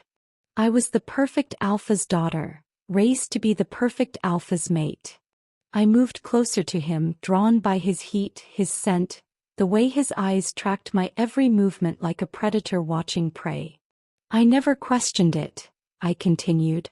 Never wondered if there might be something else, something more. Until you. I ruined your life, he said quietly. I destroyed your future, your family's security. You woke me up. I reached out, my fingers ghosting over the scar that ran from his temple to his jaw. He shuddered at the touch, his hands clenching into fists at his sides. You showed me what it felt like to feel something real. The bond isn't why I'm here. I stepped closer, close enough that I could feel his breath on my skin. I fought it, remember? I tried to wall it off, to pretend it didn't exist. But it's not the bond that draws me to you, Adama. It's you. His control snapped like a breaking chain. One moment I was standing apart from him, the next I was pressed against his chest, his arms wrapped around me with desperate strength. His mouth found mine in a kiss that was nothing like the polite pecks Lucian had given me. This was hunger and need and barely restrained violence. The claiming kiss of an alpha who'd waited too long for his mate. I kissed him back with equal fervor, my hands tangling in his dark hair, my body molding against his like I'd been made to fit there. The bond flared to life between us, no longer something I was fighting but something I was embracing, welcoming, celebrating. When we finally broke apart, we were both breathing hard. His forehead rested against mine, his hands framing my face like I was something precious and fragile. Are you sure? He whispered against my lips. Once we do this, once I claim you properly, there's no going back. The bond will be complete. Permanent. I thought of Lucian, of the cold, comfortable future I was abandoning. I thought of my family, of their expectations and disappointment. I thought of the life I'd been trained for, the role I'd been raised to play. Then I looked into Adama's amber eyes and saw something I'd never seen in Lucian's. Not just desire, but devotion. Not just possession, but partnership. Not just a suitable mate, but the other half of my soul. I'm sure, I breathed. He lifted me then, carrying me to his bed with the easy strength of his wolf. He laid me down on the dark silk coverlet like I was made of spun glass, his hands trembling slightly as they smoothed over my hair. "You're so beautiful," he murmured, his voice rough with emotion. "From the moment I saw you, I knew. Even before the bond hit, some part of me recognized you." I reached for him, pulling him down to me. "Show me," I whispered against his ear. "Show me what it means to be yours." What followed was nothing like the clinical mating I'd been prepared for with Lucian. This was fire and passion and overwhelming sensation, hands and mouths and whispered endearments that made my soul sing. Adama worshipped every inch of my skin like I was a goddess, his touch reverent but demanding, gentle but commanding. When he finally claimed me completely, the bond exploded between us like a supernova. I felt his emotions flooding through me. Love, desire, fierce protectiveness, and underneath it all, a bone-deep satisfaction that his mate was finally, truly his. At the same time, I felt my own feelings rushing through him, saw his eyes widen as he experienced the depth of what I felt for him. "Mine," he growled against my throat, his canines extending as the wolf surged forward. "Yours," I gasped, tilting my head to give him access to the tender spot where my neck met my shoulder. The marking bite was sharp, sudden, and absolutely perfect. I felt his essence flooding into me through the wound, claiming me on a level deeper than flesh, deeper than blood. The wolf in me rose to meet his, accepting the mark, glorying in it. When his canines retracted, he licked the wound gently, sealing it with his saliva. The mark would heal quickly, but the scar would remain forever. A visible sign of our bond, of my choice to be his. I was floating in the aftermath, my body humming with satisfaction and new power, when I felt my own wolf surge forward. My canines extended, and suddenly I understood what needed to happen next. "My turn," I whispered and bit down on his throat. His roar of pleasure shook the windows. The taste of his blood on my tongue was intoxicating, addictive, and as I marked him in return, I felt our bond lock into place with an almost audible click. We were mated now, truly and completely. Two wolves, two souls joined forever. We lay tangled together afterward, my head on his chest, his hand stroking through my hair. I could feel him through the bond, content, satisfied, but also alert. The alpha in him was already planning, already thinking about the challenges we'd face now that we were officially mated. "Lucian won't accept this," I said quietly, tracing patterns on his chest. "No," he agreed. "He'll see it as theft, as a violation of his contract with your father." "My father." I closed my eyes, feeling a pang of loss for the relationship that could never be the same. "He'll be furious. Your father will understand in time. The mating bond isn't something that can be ignored or denied, not once it's complete." His arm tightened around me. "And if he doesn't, then he never deserved your loyalty." I lifted my head to look at him. "What happens now?" "Now we fight for us," he replied as he placed a kiss on my forehead. Chapter 8, Adama. The first explosion shattered the pre-dawn silence like the crack of thunder, sending shockwaves through the ancient stone walls of Greaves Hold. I bolted upright in my study, where I'd been poring over defensive positions, the taste of smoke and cordite already thick in the air. My wolf snarled to immediate alertness, every instinct screaming danger. "Sir!" Michael Caine burst through the door, his scarred face grim. "Southern perimeter is breached." They came in fast and quiet, professional strike teams. I was already moving, grabbing my tactical vest from the chair. "Numbers?" At least 60, maybe more. They've got silver ammunition and military-grade equipment. His voice was tight with controlled fury. This isn't some ragtag pack alliance, Adama. This is a coordinated assault. Through the bond, I felt Natasha's sudden spike of terror as she woke to the sounds of battle. The connection between us thrummed with her confusion and fear, making my chest tighten with protective rage. She was safe in the East Tower, for now. Get her to the safe room, I commanded, strapping on my weapons. Triple guard detail. Already done. Kyle's with her personally. Another explosion rocked the fortress, closer this time. I could hear the howls of my pack as they shifted, the battle cries of rogues who had nothing left to lose mixing with the mechanical crack of gunfire. These weren't ordinary pack warriors, they moved with military precision, striking our weak points with surgical accuracy. I ran through the corridors, taking the stairs 3 at a time to reach the battlements. The sight that greeted me made my blood run cold. Lucian hadn't just brought his own forces, he'd assembled a coalition. I could see the banners of 3 different packs among the attackers, their wolves moving in coordinated formations across the valley below. Clever bastard, I muttered, watching their tactical approach. They'd studied our defenses, mapped our patrol routes, identified every vulnerability. This wasn't about retrieving his bride, this was about making an example. About showing the supernatural world what happened to rogues who dared challenge the established order. My radio crackled. Alpha, they've breached the west wall. We're holding, but barely. I moved to the tactical position, surveying the battlefield with the cold calculation that had kept me alive for 5 years. They had us outnumbered 3-1, but they didn't know the mountain like we did. They didn't fight with the desperate fury of wolves who'd lost everything once and refused to lose again. Michael, take 15 to reinforce the west wall. Keep them bottlenecked in that narrow passage, make them pay for every inch.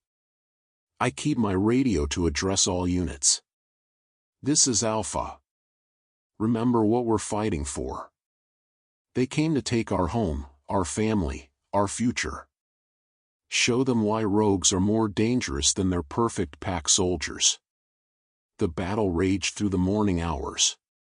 My wolves fought like demons, using every dirty trick and brutal tactic we'd learned in our years of exile. But Lucian's forces kept coming, wave after wave of trained killers with unlimited ammunition and fresh reinforcements. I was directing fire from the North Tower when Kyle's voice crackled through my earpiece, tight with barely controlled panic. Adama, we have a problem.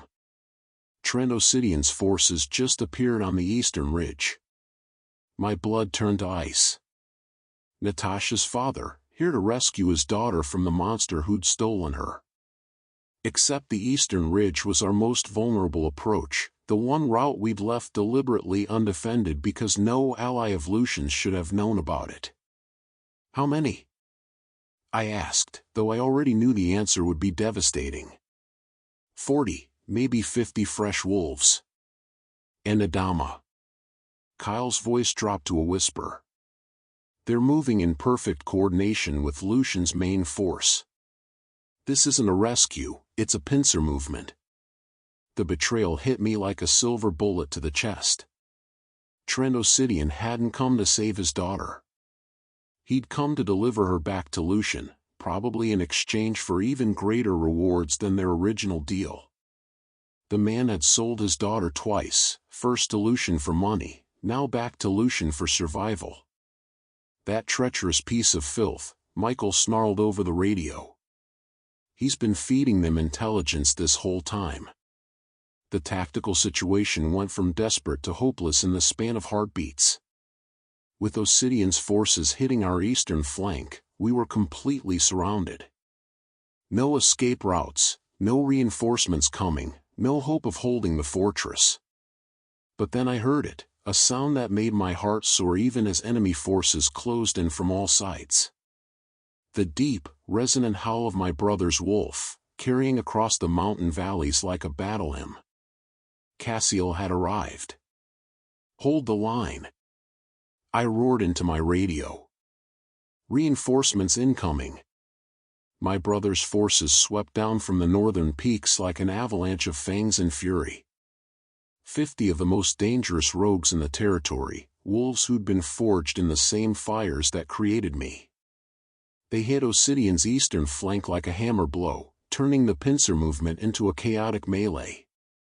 For a moment, I thought we might actually turn the tide. My wolves fought with renewed vigor, pushing back against Lucian's forces with the desperation of the cornered. But even with Cassiel's reinforcements, we were still outnumbered, and Lucian's tactical advantage was too great. The end came not with a great battle, but with treachery wrapped in the guise of honor. Abel Goldthorn himself appeared under a flag of parley, requesting a temporary ceasefire to discuss terms. The old Alpha's weathered face was grave as he approached our gates, flanked by his own elite guard. "Adama Greaves," he called out, his voice carrying the weight of decades of pack leadership. "I come with an offer that could spare your people further bloodshed." Against every instinct screaming in my head, I agreed to meet him in the neutral ground between our forces.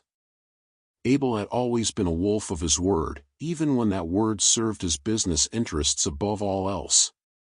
"You fought well, boy," he said quietly as we faced each other in the dawn light. "But this ends here.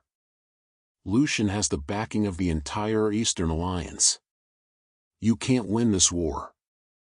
"Then why the parley?" I asked, though I could already sense the trap closing around me. "Because Lucian wants you alive. He has specific plans for how this ends." Abel's expression was genuinely regretful. "Surrender yourself, and your pack goes free. Your brother can take them north, start fresh. But you come with us." It was a devil's bargain, and we both knew it. Lucian would never let Natasha's rescuers simply walk away. But looking back at my fortress, seeing my exhausted wolves still fighting desperately against impossible odds, I knew I was out of options. "What guarantee do I have that you'll honor the terms?" "My word," Abel said simply. "Which has never been broken in 60 years of pack leadership." The decision tore at my soul, but the math was simple. If I kept fighting, everyone I cared about would die.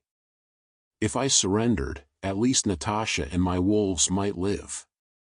"I need to speak with my second," I said. Abel nodded grimly. 5 minutes. I walked back to where Kyle waited at the gates, his face already reflecting the knowledge of what I was about to do. Through the bond, I could feel Natasha's terror as she sensed my emotional turmoil, her wolf recognizing that something catastrophic was about to happen. "You can't," Michael said flatly when I explained the terms. "It's suicide, and you know it." "It's the only way," I replied, trying to project calm through the mating bond even as my heart was breaking. "Cassiel will get everyone out. Including her. She'll never forgive you for this," Kyle warned. "Better she hate me alive and mourn me dead." I clasped his shoulder. "Take care of her, Kyle. Help her understand that everything I did was to keep her safe." I walked back across that blood-soaked ground with my head held high, every step taking me further from the woman who'd become my reason for living. But as Abel's wolves surrounded me, silver restraints clicking around my wrists, I held on to one truth: the mating bond meant I'd always be part of her, no matter what Lucian did to me. The last thing I saw before they dragged me away was the east tower window where I knew she was watching, her face a pale blur against the glass. Through the bond, I sent her every ounce of love and protection I possessed, hoping it would be enough to sustain her through whatever came next. The war for Natasha Osidian was far from over. But this battle, at least, belonged to Lucian Birkenhead. Chapter 9. Natasha. The silver cage was beautiful in its cruelty, All polished bars and silk cushions that couldn't disguise the fact that I was trapped. Lucian had placed me in his private quarters sitting room like a prize bird, where I could contemplate the gilded prison that would be my life once he broke me properly. 3 days had passed since they dragged Adama away in silver chains, 3 days of feeling the mating bond stretch and fray but never quite snap. He was alive. I could sense that much through the connection that bound us. But his emotions came to me muted and distant, as if filtered through layers of pain and whatever drugs they were using to keep him docile. "You're not eating." Lucian's voice was conversational as he entered the room, carrying a silver tray laden with delicacies that turned my stomach. He was dressed in his usual perfect attire, every hair in place, every line of his suit immaculate. The picture of civilized control. I didn't bother looking at him. "I'm not hungry." "Your body needs sustenance, especially if you're going to renounce the abomination bond that creature forced on you." He set the tray down with precise movements, every gesture calculated for maximum psychological impact. The ritual requires considerable strength. My head snapped up at that, meeting his cold gray eyes for the first time since my imprisonment began. "What ritual?" His smile was thin and sharp as a blade. "Oh, did I not mention? There are ways to break a mating bond, Natasha. Ancient pack laws that allow for the dissolution of connections made through coercion or force." He moved closer to the cage, his fingers trailing along the silver bars. "Of course the process is unpleasant. But I'm confident you'll find it preferable to the alternative. Which is living with the knowledge that your rogue lover is slowly dying in my dungeons while you play the perfect wife." The casual cruelty in his voice made my wolf snarl with helpless rage. "Oh yes, I know you can feel him through your twisted bond. Every day I keep him chained is another day that connection tortures you both. Unless, of course, you choose to sever it completely." I pressed my lips together, refusing to give him the satisfaction of a response. But inside my heart was breaking. Through the bond, I could sense Adama's weakening presence, feel the shadow of his pain echoing in my bones. Lucian was right. Keeping the connection was a form of torture for both of us. "I've invited several pack leaders to witness the ceremony," Lucian continued, settling into the chair across from my cage like this was a pleasant social call. "Abel Goldthorn will officiate naturally. Diana Recoba has expressed interest in attending as well, though I suspect she disapproves of my methods." His laugh was soft and genuinely amused. As if her approval matters. The door opened and I expected to see one of Lucian's servants.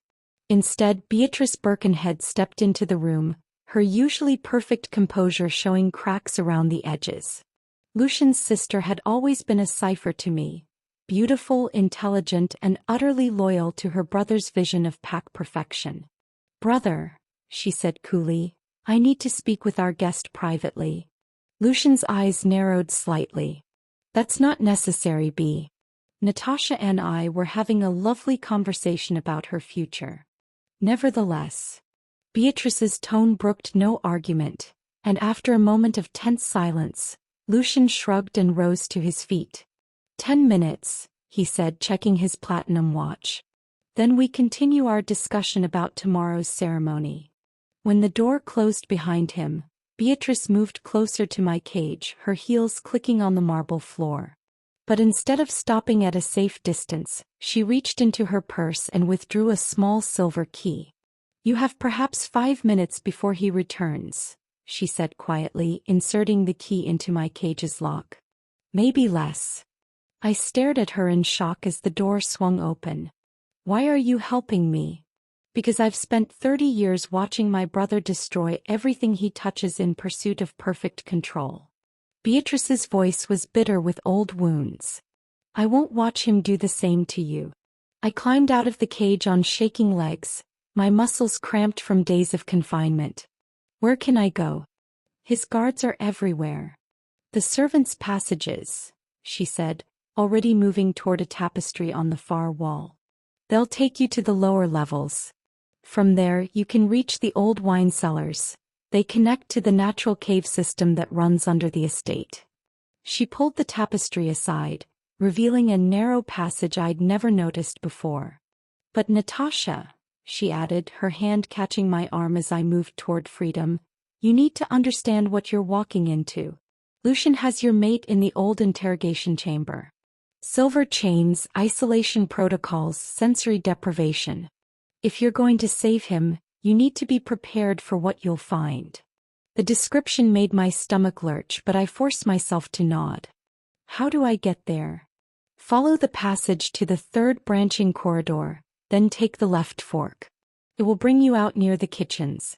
From there. She hesitated, conflict clear in her expression. From there you're on your own. I can't be seen helping you further without compromising my position. Thank you, I whispered, meaning it more than I'd ever meant anything in my life. Don't thank me yet, Beatrice replied grimly. Thank me when you're both free of this place. The servants' passages were a network of narrow corridors and hidden staircases that honeycombed the Birkenhead estate like a parasite. I moved through them as quickly as I dared, my wolf senses guiding me toward the growing strength of Adama's presence through our bond. He was close now, close enough that I could feel his pain like barbed wire wrapped around my heart. The passage emerged behind a false panel in the wine cellars, just as Beatrice had promised. The ancient stone chambers stretched out before me, filled with the dusty bottles that represented centuries of Birkenhead wealth and power. But I barely spared them a glance, focused entirely on following the mating bond toward its source. The interrogation chamber was exactly what Beatrice had warned me to expect, a medieval horror dressed up in modern efficiency.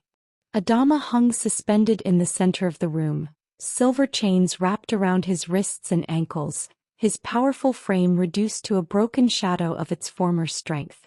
But when he sensed my approach, his head lifted, and those burning amber eyes met mine with an intensity that stole my breath. Natasha.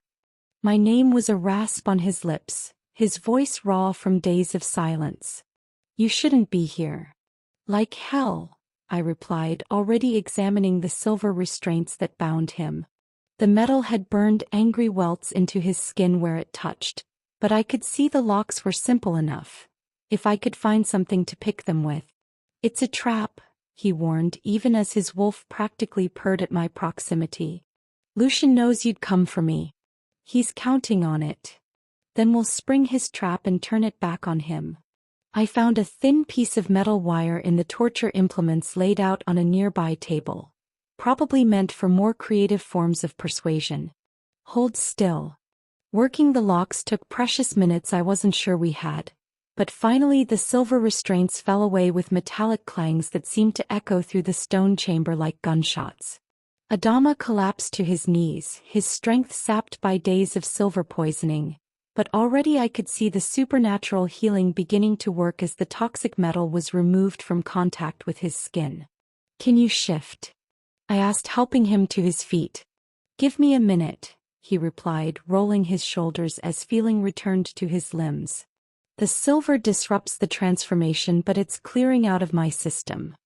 That's when we heard the slow, mocking applause from the chamber entrance. Beautiful, Lucian said, stepping into the room flanked by 6 of his elite guards. Absolutely beautiful. The perfect tragic romance. The devoted mate sacrificing herself to save her beloved monster. I stepped protectively in front of Adama, feeling his strength returning as he stood behind me. Let us go, Lucian. You have what you wanted, proof that the mating bond makes people do desperate things. Oh, my dear Natasha. Lucian's smile was genuinely delighted. This is so much better than what I originally wanted. You see, I realized something during your little captivity. Breaking the mating bond artificially would have left complications. Loose ends. But if you choose to renounce it publicly in front of the assembled pack leaders, well, that's something else entirely. I'll never renounce him, I said flatly. Won't you? Lucian's voice dropped to a whisper. Even to save his life? The guards raised their weapons, not ordinary firearms, but specialized silver-tipped spears designed specifically for killing shifters. 6 points aimed directly at Adama's heart, held by marksmen who wouldn't miss at this range. Here's how this works, Lucian continued conversationally. In exactly 10 minutes, every major pack leader in the territory will be assembled in my great hall to witness your formal renunciation of this aberrant bond. You will kneel before them, declare that Adama Greaves coerced and kidnapped you, and formally request the bond dissolution ritual. And if I refuse? Then they'll be witnessing his execution instead. Lucian's eyes glittered with malicious satisfaction. Your choice, my dear. Save the monster or save yourself. Through the mating bond, I felt Adama's desperate wish for me to choose my own safety over his life. His love for me was a burning thing, fierce and protective even in the face of death. But he couldn't understand, that choosing him had never been about safety. It had been about finally, for the first time in my life, choosing something that was truly mine. I need a moment to decide, I said, buying time while my mind raced through possibilities. Of course, Lucian replied graciously. But choose quickly. The pack leaders are waiting and their time is valuable. As his guards maintained their lethal focus on Adama, I felt something shift deep inside me. Not just my wolf, though she was snarling with protective fury, but something deeper. Some core of strength I'd never accessed before, never even known existed. I'd spent my entire life being the perfect daughter, the obedient bride-to-be, the prize to be traded between powerful men. But here, in this moment of ultimate crisis, I finally understood what Adama had been trying to show me from the beginning.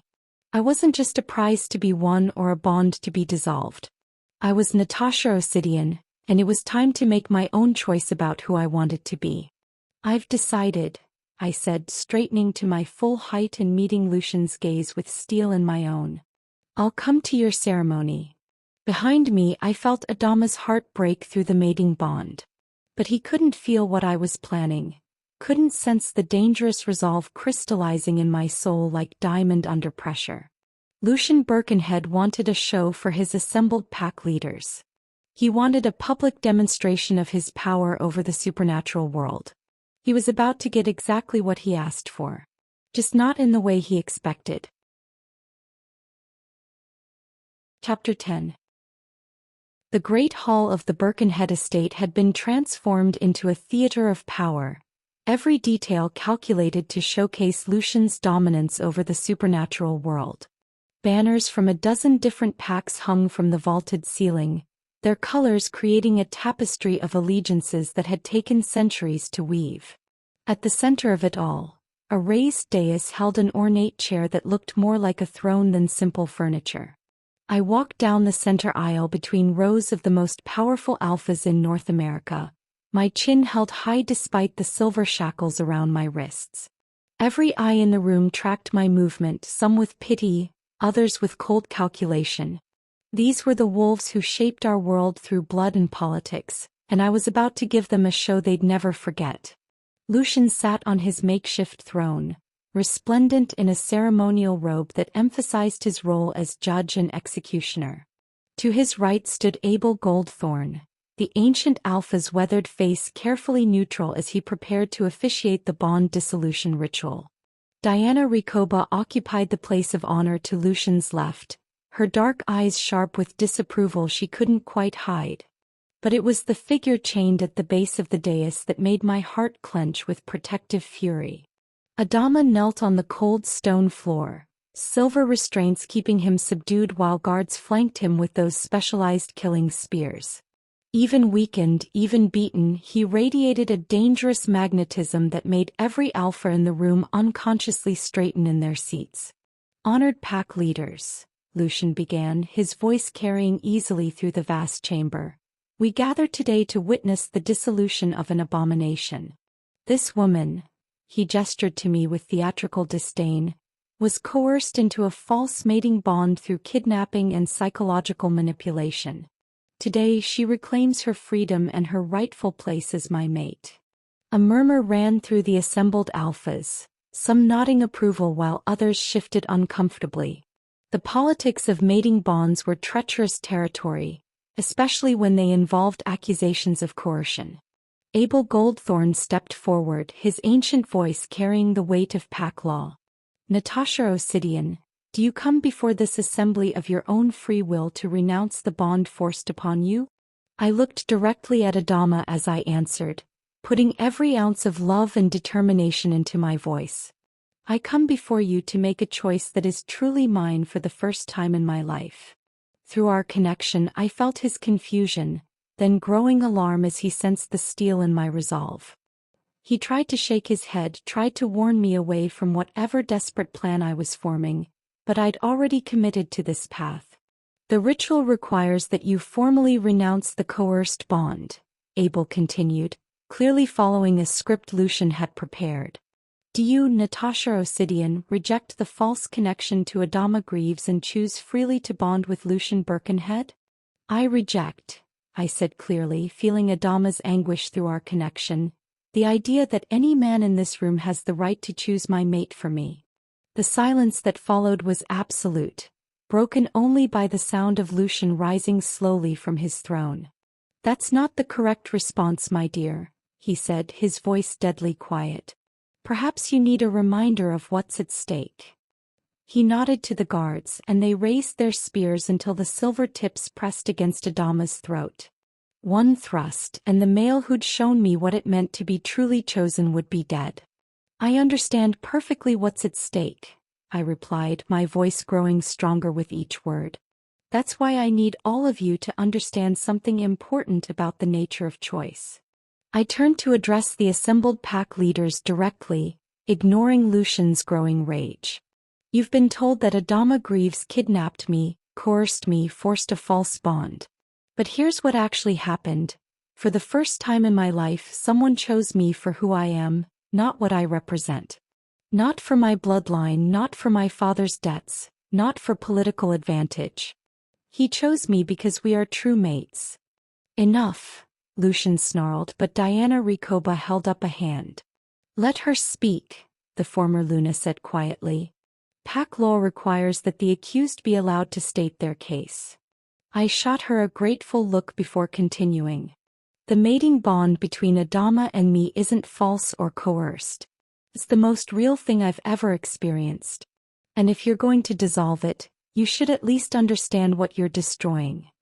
With deliberate movements, I began to remove the silver shackles from my wrists. The metal burned my skin, but I forced myself to ignore the pain as the restraints clattered to the floor. Natasha, Adama's voice was raw with desperation, don't do this. I have to, I replied, my eyes never leaving his. Because someone needs to show them what a true mating bond looks like. Before anyone could stop me, I reached deep inside myself and found the part of my soul that belonged entirely to him. The connection flared to life between us, visible as golden threads of energy that pulsed with our shared heartbeat. Around the room, I heard gasps of amazement and fear as the assembled alphas witnessed something most of them had only heard about in legends. The mating bond made manifest, glowing like captured starlight in the dim hall. This, I said, my voice ringing with absolute conviction, is what you want to destroy. Not a false connection born of coercion, but a true bond between chosen mates. And if you dissolve it by force, you'll be proving that pack law values politics over the most sacred connection our kind can share. The golden energy pulsed stronger, and I felt Adama's strength returning as our bond reinforced itself. The silver restraints that had weakened him began to smoke and crack under the pressure of our combined will. Impossible, Abel breathed, his ancient eyes wide with wonder. I haven't seen a bond manifestation in over 40 years. Kill him. Lucian screamed at his guards, abandoning all pretense of civilized control. Kill them both. But before the guards could move, the massive doors of the great hall burst open. Cassiel Greaves strode into the room at the head of 50 rogue wolves, their eyes glowing with predatory intent as they took in the scene before them. I believe, Cassiel said conversationally, his voice carrying the same dangerous authority as his brother's, that this assembly is about to vote on a very important matter. The Greaves pack would like to be represented, The political calculation was swift and brutal. Half the pack leaders in the room had business dealings that depended on maintaining neutrality in territorial disputes. A formal challenge to pack law, backed by a true mating bond manifestation, was exactly the kind of precedent that could destabilize their carefully maintained power structures. Diana Recoba rose from her seat, her voice carrying the authority of her decades as a Luna. I call for a formal vote. All in favor of recognizing the legitimacy of the Greaves-Osidian mating bond. The show of hands was overwhelming. Even Abel Goldthorne, after a long moment of internal struggle, raised his weathered hand in support. The bond is recognized, Diana declared. By pack law and sacred tradition, Natasha Osidian is free to choose her own mate. What followed was chaos. Lucian's guards found themselves vastly outnumbered as Cassiel's wolves spread through the hall, while the pack leaders who'd supported him began calculating their exit strategies. But I only had eyes for Adama as the silver restraints finally shattered completely, freeing him to stand and cross the distance between us. When he reached me, his hands cupped my face with infinite gentleness, his amber eyes burning with love and amazement. "You magnificent, impossible woman," he murmured against my lips. "Do you have any idea what you just did?" "I chose you," I replied simply. "The way you chose me from the beginning." The kiss that followed sealed our bond permanently, witnessed by the most powerful wolves in North America. Around us, the old order crumbled while something new and dangerous took its place. 3 months later, under the light of the full moon, Adama and I stood before our combined packs for the formal mating ceremony. Greaves' Hold had been rebuilt stronger than before, its halls filled with rogues and rebels who'd found their place in our unconventional family. My father had eventually accepted our union, once he realized that his gambling debts had been quietly settled by my new mate's considerable resources.